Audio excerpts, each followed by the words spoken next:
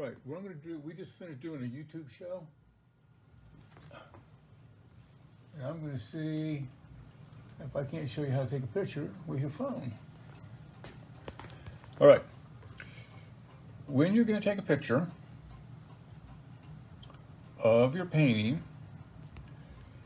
don't do this.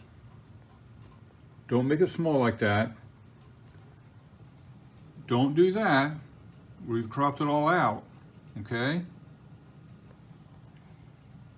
Give a little bit of space around it.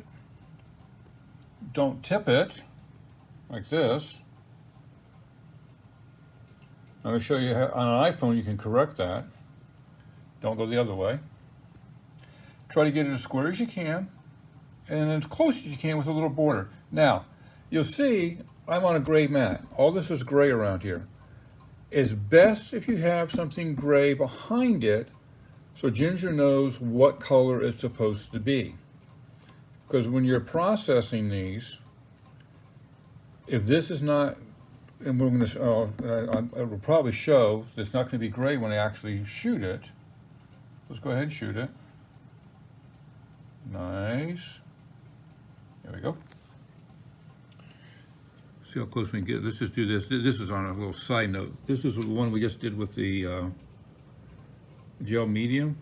Let's just give a nice close-up of that.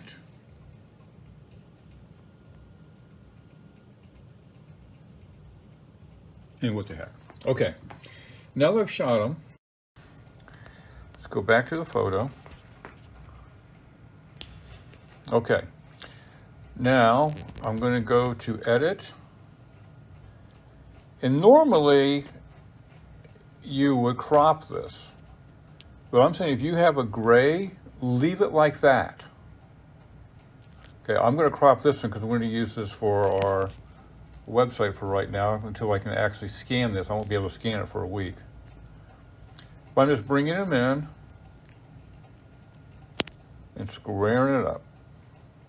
I shot that pretty good. I'm going to show you how to fix that now if it wasn't square. All right, so that looks pretty good. So I'm going to go back to the, well, I can get it done there. All right, so now it's cropped. I can go back to edit.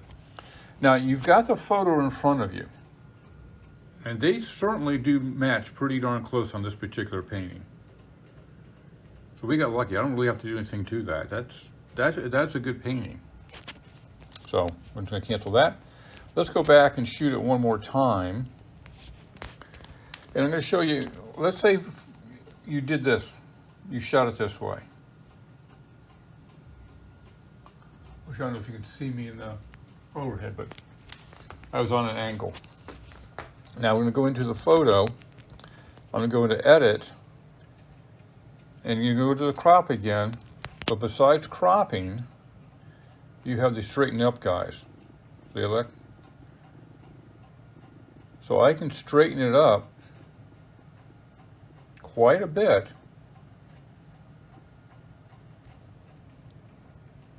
And then crop it down a little bit. Now we have a little left and right action there, so I can go this way and straighten that up. So that's going to be closer. So look at that. Okay, that's what it looked like after I fixed it. Now if we revert it, that's what it looked like when I shot it. So you can do some correcting. Now that's on an iPhone.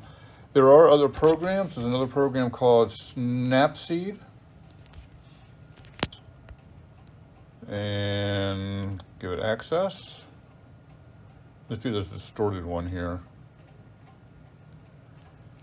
And let's see what kind of tools. I don't use this one that much. I only use it occasionally.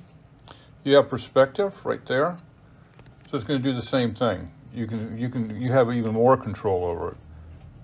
So all you need to do is get everything lined up, it's squared up. So Snapchat would even, here's your tilt. Do it again. Go up and down. See how it squares it up? Left and right.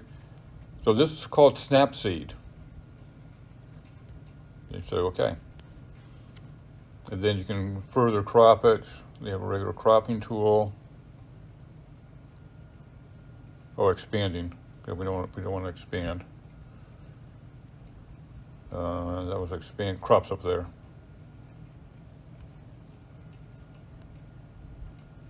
And we probably have it set as a certain percentage instead, but you get the idea.